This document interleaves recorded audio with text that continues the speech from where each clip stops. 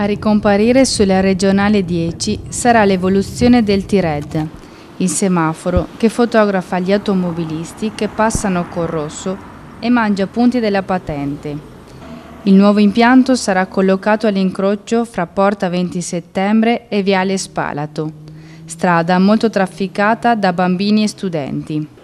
Il T-Red era stato installato dalla precedente amministrazione, guidata da Giuseppe Mossa, ma venne contestato in seguito alla denuncia di un automobilista multato, che vinse la causa poiché il giallo durava troppo poco, meno di 5 secondi, fatto che costrinse l'amministrazione a sopprimere l'impianto. Così non accadrà per il nuovo dispositivo, che rispetterà tutte le normative di legge e fornirà prove certe delle infrazioni commesse dagli inosservanti del segnale di stop.